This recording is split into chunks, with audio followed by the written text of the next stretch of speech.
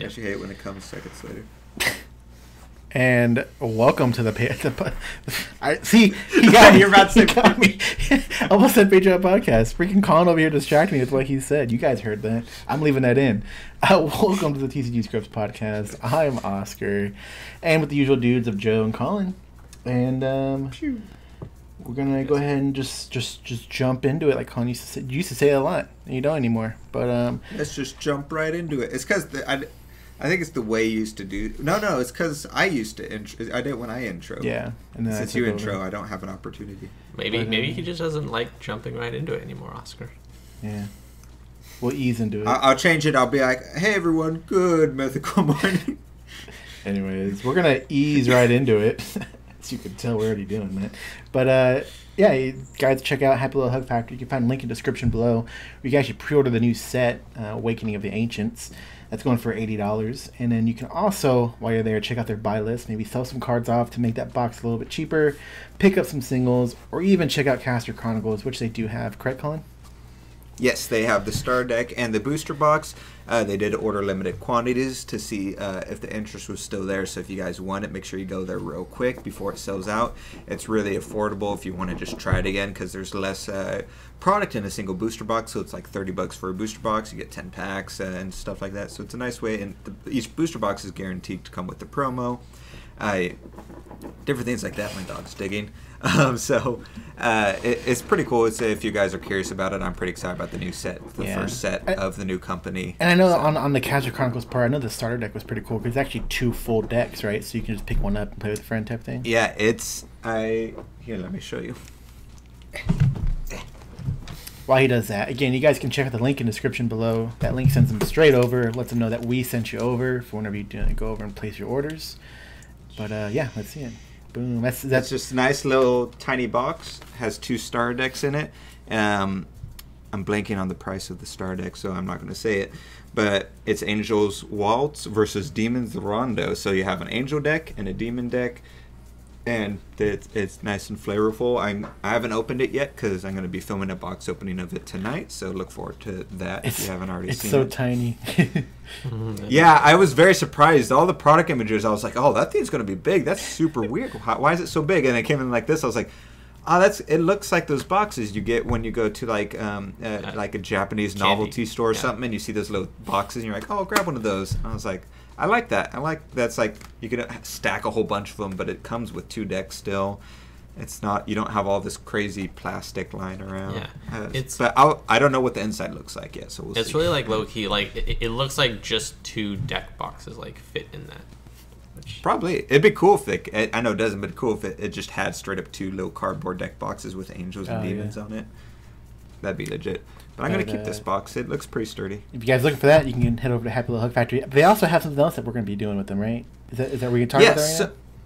Yeah, so Happy Little Hug Factory, he was the owner, Michael, was looking through his product, and he found 3 new Valhalla starter decks, red, blue, and green, as you can see here, which is pretty awesome. So red, obviously, you got Isis and that other ruler no one plays. You got blue with Machines and Loki, and then you got green with Hanzo and Ninja Cats. Hanzo and Shimimi. I was looking at reading left to right, and I messed myself up. So they gave those decks to us to do a giveaway for. So what we're going to be doing is each podcast, we're going to give away 1 starter deck and announce the winners next time. So starting with this first week, we're going to do the red starter deck.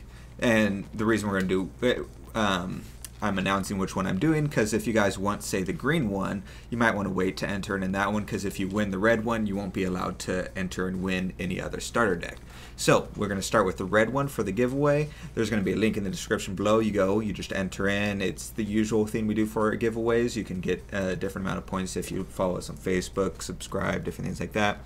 And then next week's podcast, we'll announce the winner and then start the next starter deck giveaway and mail the red one out and different things like that. Disclaimer, the red one, the product's fine, just the boxes, it got a little bit crushed, but the cards themselves are fine. But yeah, I thought that was super awesome of them. Instead of just getting the decks and just selling them, which they easily could get a lot of money off of that, they decided to just help the community out and do a giveaway for it. So we're happy to help them with that. And yeah, so like I said, check the link in the description. And then if you want product, not the Star decks, because those are out of stock everywhere, but other Force of Will product, be sure to click the link in the description for Happy Little Hug Factory. It supports us and supports them. And lastly, That's my spiel. patreon.com/TCG Scrubs. We won't go too deep on this one, but you can visit that. Check out our Patreon podcast and some of the cool stuff that we do over there. Yeah. Everything you do, all our patrons help support the channel and upgrading equipment. Hopefully, I fix OBS if my mouth is moving with my words the way it should, or else I'll have to upgrade and get RAM or something if that's the issue. I have no clue. It's funny. It's funny. Like, I don't know. I'm pretty sure my audio and stuff is perfectly fine, which is funny that like my shitty crappy computer is like outlasting both of your guys' computers right now. Listen, mine. What's wrong with mine? Mine's fried. You were having a huge issue with your computer in OBS like a week or two. No, that was specifically with OBS. I figured out the problem. Yeah, it was an mine. issue. I don't know what it is. It's something. Colin's like, no, that was a program. It wasn't my Let me grab my computer. cats while you guys argue. Anyways, I'm convinced it's RAM because my computer's gone through 3 sets of RAM. The original ones I need to submit to the manufacturer for replacements, and then I kind of figured just buying 2 more sticks, so I'd be at what 4 and 4, so 16 gigs, and it's kind of overkill, but I'm sure it'd be fine at that point. Oscar, have you tried downloading more RAM? Anyways, Yeah. I apologize. I apologize for those jingling. We just got our cats' bells on their collars. So Again? that's a thing now. Why? Why? It was all Melissa. I told her it was a terrible idea. They had bells before and they took them off. Yeah, we got ones that can't come off now. So. I like how if anybody goes to visit iTunes and sees our one review we have, it's complaining about something with the animals making noise. Yeah, but if you're watching the video, you enjoy it because you get to see them being cute, so it's fine. All right, well, moving on. But we should get on to the main stuff. Yeah. So some of the things I had notes here was on spoilers. So spoilers have been coming up. We had day 1 where they just released straight up 4 of them, which was interesting because if you looked, Italy released them first. They only had 3, and then the main page released all the English cards, as well as plus 1 more. So 4 total cards were released, which we did a video on. You can go check that out. Again, apologies for that video because that's when I was having OBS issues. Who knows? I probably still am. But then they've done 1 every day since then, so we're only at 3 as of tonight. 4 was technically released. Oh, there you go. That's with the bell. And so I think we're gonna wait once a week and then just do a full week's worth, and then we'll figure out the day that maybe every Monday. Unless they, because it looks like they did 1 per day. So if they do something weird though, where it's like 1 per day and then once per week they do 5, then there'll be a video for that 5 dump. Yeah. And then outside of that, we'll wait to do the rest of them. Yeah, like if it makes unless makes it's like, sense, oh crap, a card came out, it's Severing wins except better, then maybe we'll do a video on that card alone. He's, let me get closer to your microphone real quick. Yeah, no, I don't know what he's doing. I thought he was about to chill. For the audio listeners, Colin's cat just keeps getting closer to him. But anyways, that's kind of the plan for the spoilers that we're going to do. Some interesting stuff has been popping up on those spoilers. Moving on from that was that Minnesota GPs in about 3 weeks. I know Colin's going to that. I won't be going to that, and it was mostly because we only had enough money to send Colin over, including like the flight as well as hotel fees and all that. Yeah, but it's mainly just the second flight. Obviously, hotels we would we'd share that. I'm gonna find another bunk buddy, someone who loves me. But it should be fun. We did a kind of interview with Svetlana just a few days ago. I think it was on Wednesday of last week or something like that, Thursday. And Colin did that one, and she kind of mentioned a lot of the cool stuff they're doing. She also mentioned on Ruler School, which one of the things I was hyped for was the Epic Stories side events, which I wanted to lead into because there was like a ban list update for Epic Stories, but it only applies to the GP, nothing else. But that's only because the GP is probably going to have 1v1 Epic Story side events, in which I was kind of glad to see Enforcer of Grudge was banned, mostly because the issue we had when recording that video, which is going to come up at some point in the next couple weeks, is the reason why they banned the card, and it's because once Colin gained enough like stones to tap, he just made sure I never had cards on any of my turns. Going into my turn, I'd draw, and he'd just discard it immediately, and I'd be like, okay, cool, recover and pass turn. And I'd go to him, he'd do all his cool stuff with all his cards, and pass turn, be like, oh, in response to your draw, I'm gonna have you, discard that card. It's like, yep. So, yeah, you pretty much lock your opponent out once you. Yeah, it's pretty nasty 1v1. It's not as, I mean, it's still kind of nasty, but it's not nearly as bad in a multiplayer format, because if you focus down one person, that's not as helpful. So I'm a little sad to see that, so I'm gonna have to find a different ruler from Epic Stories deck for there, but it might open up some possibilities of some different color fixing, since both my rulers were black and then a little bit of yellow. I can find maybe another color to put in there that maybe I might find kind of helpful. Yeah, they also ended up banning the other rulers, the ones that search the stones out. Was it Nymph and Soul, Salamander, Shade? I forget the other one if I'm missing one. Do you think that's?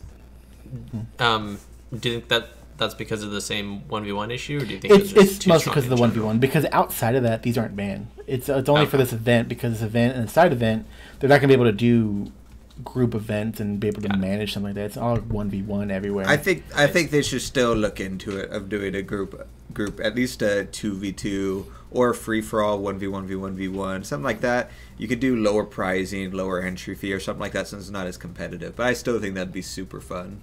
If not, then after Epic Stories is done, everyone who played it should all get together and do that just for funsies. Yeah, that'd be cool. I'm shouting you. I'm calling everyone out for that. Few little pods here and there. I'll do an Epic Stories video here in the next few days, kind of explaining the format for those of you who are going to the event. Maybe want to know a little bit more about it. Maybe want to participate in case you do scrub out. But there's some other bans. I know Kronos was banned, which is understandable.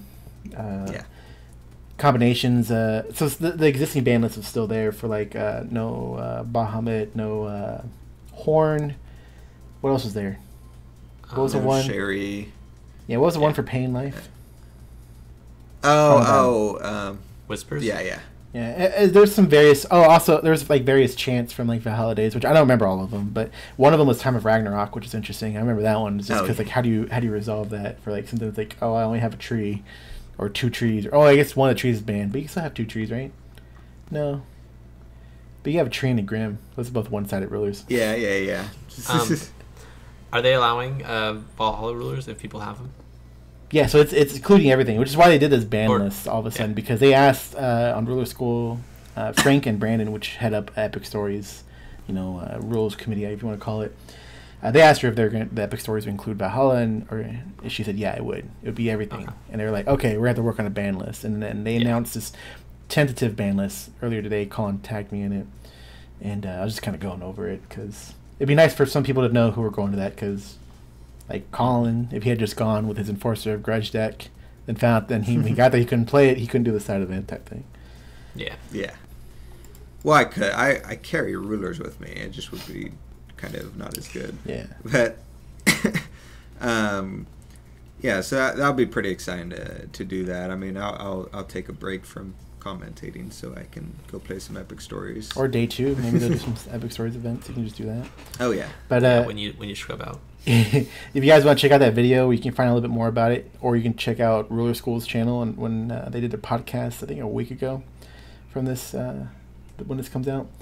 And but moving on from there, we kind of had some interesting news and stuff happen during the week, where the U.S. Force of Will fan-made page, the group that was created sometime 6 years ago, was archived, which is essentially shut down. I did a video on this, was it Thursday?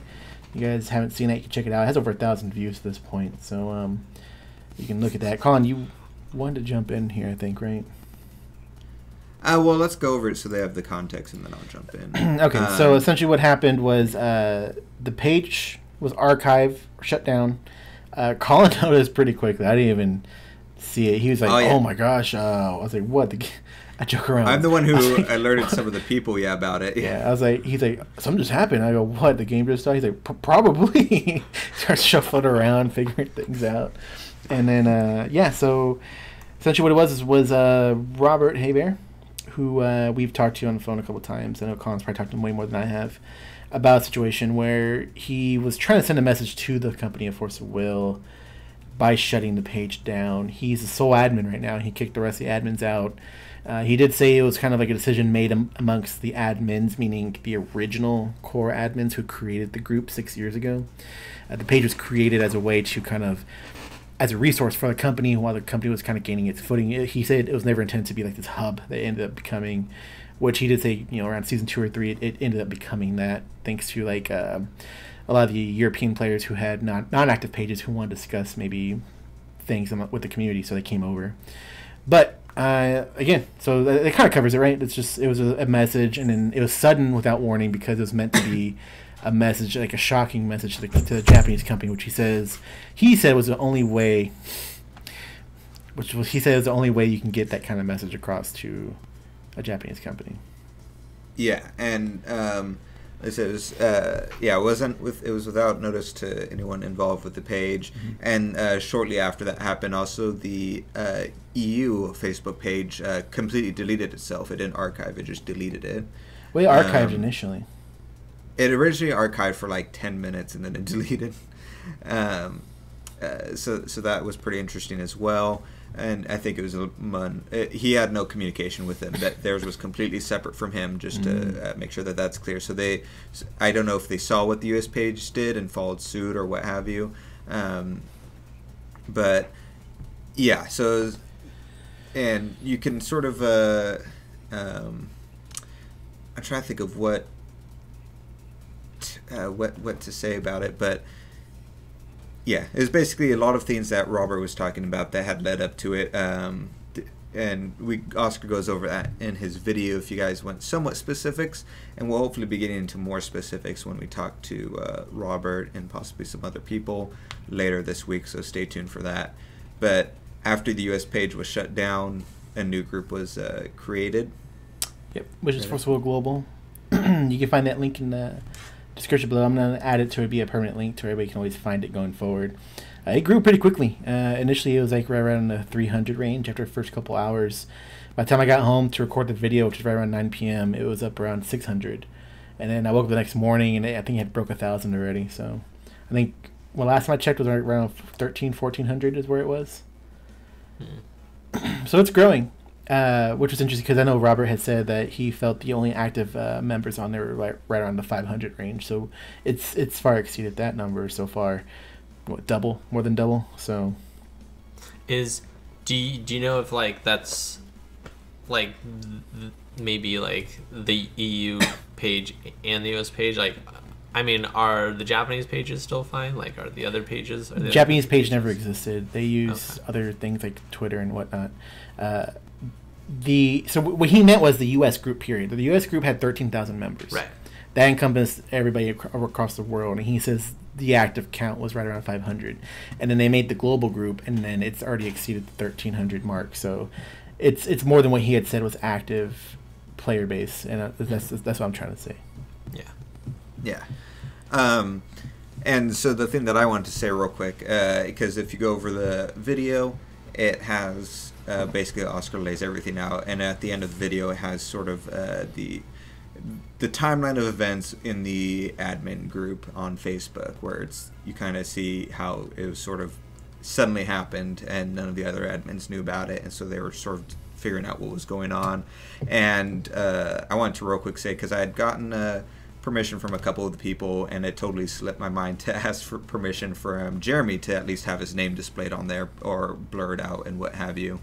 And so I just wanted to real quick, I'd apologize to Jeremy, but I want to apologize real quick here as well. That was my bad for doing that. I don't know why that slipped my mind, but I just totally forgot to ask Jeremy permission to show his name on that chat grouping, but so it was unfortunate. But it's not like he did anything bad. He actually was very, if you look at the conversation, he was very reasonable in the conversations, I thought. Yeah, I did the video initially just trying to like give the facts and not really give opinions like of how I felt, which I felt like I did a pretty good job at. Everyone seemed to agree as well. I had some questions though, kind of going around this, thinking about it, especially over the past few days. Is I'm in the U.S. group almost every day when it was active, and even though I didn't comment all the time, you'd see me randomly like stuff if you're paying attention. But I would read a lot of the conversations, especially like the threads that would spawn off. And Robert had posted something once, and I forget when, where, but it was essentially talking about somebody asked him in response, said, "Hey, when are you going to go on to another podcast at some point?" I think he was referring to Ruler School because when the company shifted hands and he had stepped down, he was supposed to go on Ruler School, but he never ended up doing that. But when they asked about that, he said, we'll see. Something along like, we'll see, but everything I had to say right now, it wouldn't do the game any good.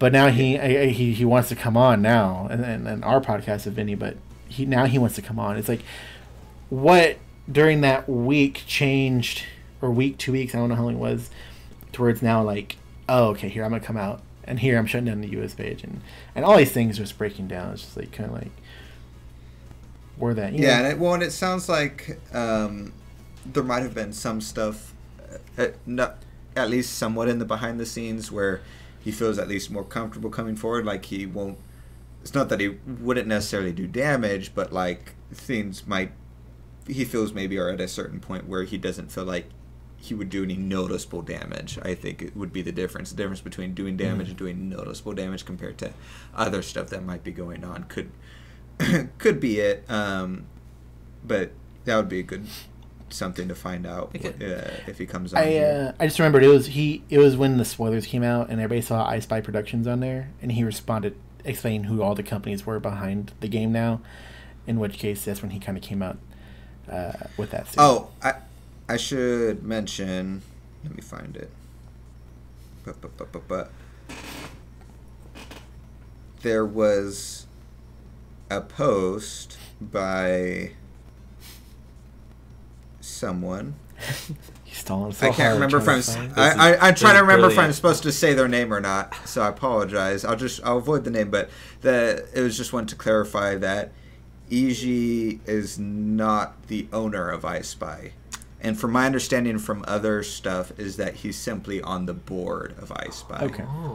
The second part I don't know if it's confirmed, but the first part that he's not necessarily the owner of I Spy is what sounds like it's confirmed. Okay. And the breakdown of that, which we had said we were going to talk about in this podcast, because I don't think people 100% understood you on your news, was that I Spy Productions was the owner of the IP of all the characters within Force of Will. And the reason why it's printed at the bottom of the card, I'm assuming, is because it's using all the characters within the game.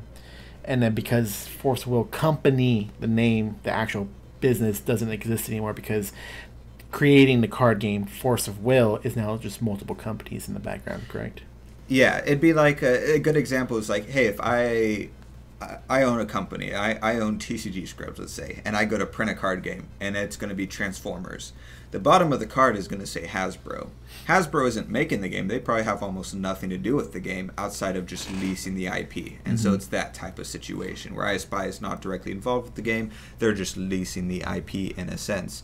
And like, to better clarify, because some people were like, oh, is Force of Will done? If Force of Will Company is gone, does that mean Force of Will is done? And so I wanted to clarify, no.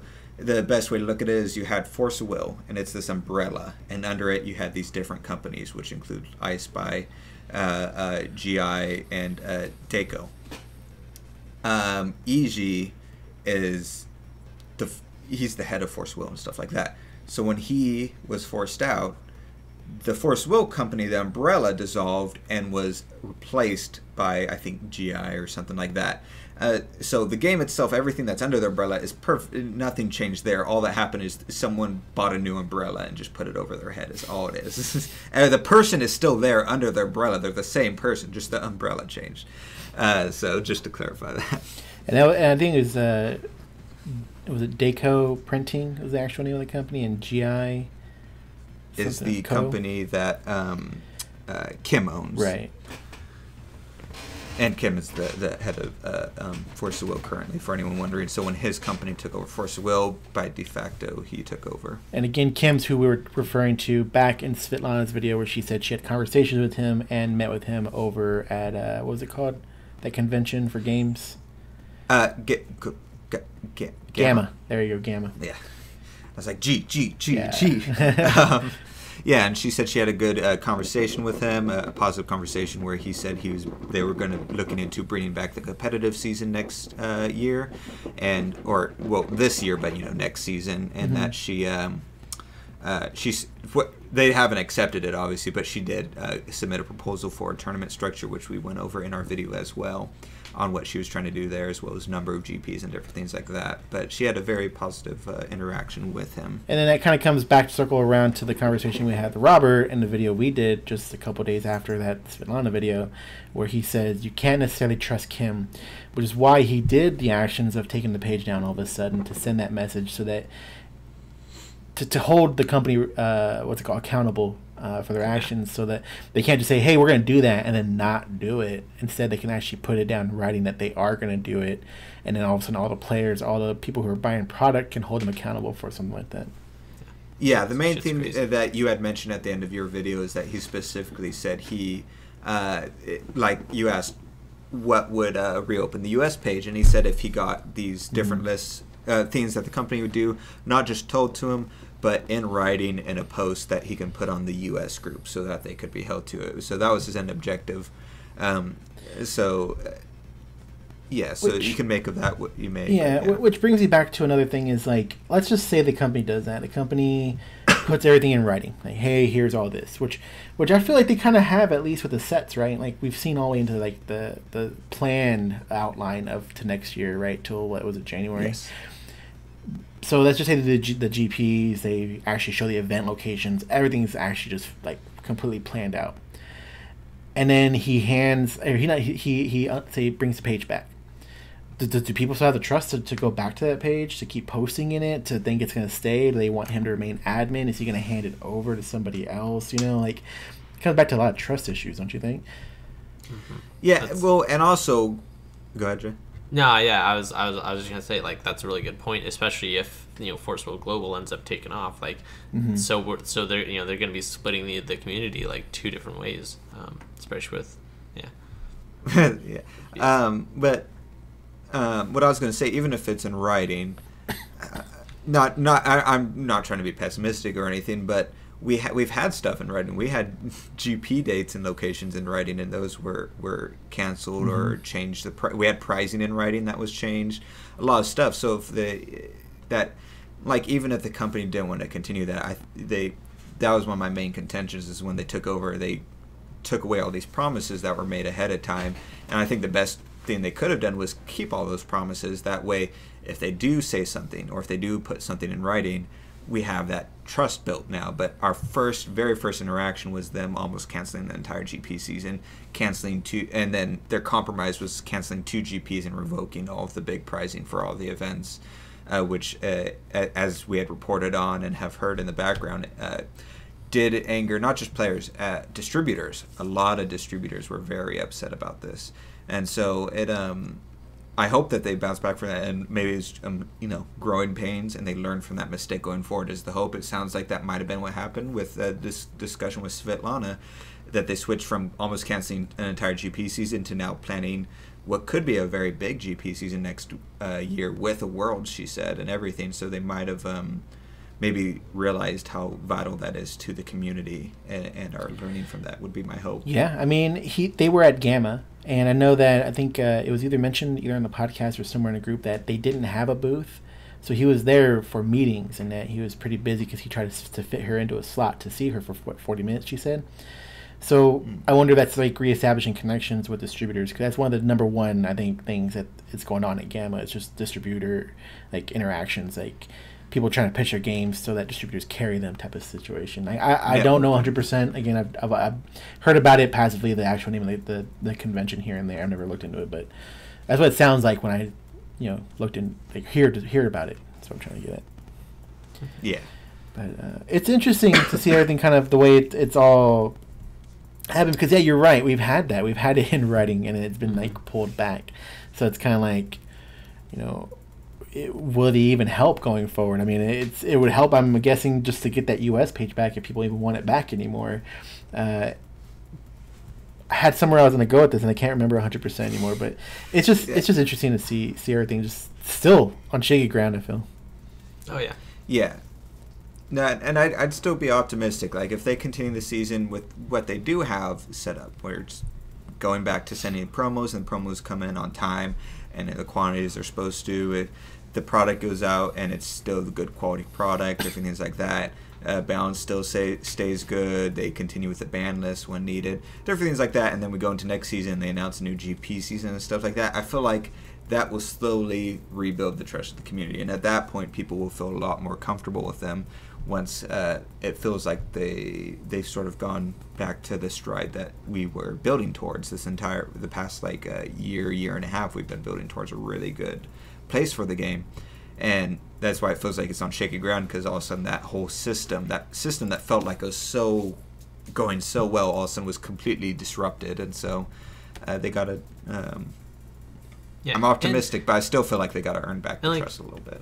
Even if like the system is like they change the system, or like there's going to be changes, like it's a whole new company. Oh. If it's still going in a good direction, like they can change stuff up on us. Like that doesn't have to be what they built from Jeff, but if it's at least going in a good direction and going in a positive way, like it can be different while still being like a good change, But we'll have to see. Yeah. I'd be curious how, if anything, will come out or get resolved with this interaction between Rob and them as well, because, like I said, he wanted to make a statement, and I'm curious if it had a positive effect, he feels like, or that's sort of the conversation I'm hoping to have with him, and if it was a net positive, because some of his complaints, as Oscar had mentioned in the video, was different, like contracts being broken, people not being paid was his main complaints. He gave... unfortunately, some of these examples we can't share because it's personal people who wouldn't want their names out. But there are he did give me examples of people besides himself whose contracts were not were cut, and then they were not paid what they were owed and stuff like that. And so that part is unfortunate. And so I think that is one thing to take, regardless of whether you agree with how Rob went about this or anything like that. It is good to draw attention to for me at least personally, that if people are actually being like screwed over or hurt, like actual money being taken away out of the hands of people who work for it, that's important to shed light on, because at the end of the day, it's a card game. It's not worth ruining people's lives. From what we heard when the new company took over from FOW, a lot of people were fired just because they supported EG and stuff like that. That sucks. Although I know it's sort of a Japanese culture type of thing, which I understand, but that's still, yeah, it's important to remember there's people behind the game. It's not just like, I got some pretty cards type of thing. Well, I'll say it comes down to the culture of it, but like I can't remember if we got comments on it on that video or if it was somebody messaging me about this, but like that contracts not being completed or recognized, or whatever the word is I'm looking for in that, is if FOW company was taken over by two different companies, and then the actual main company no longer exists, then the contracts go with it.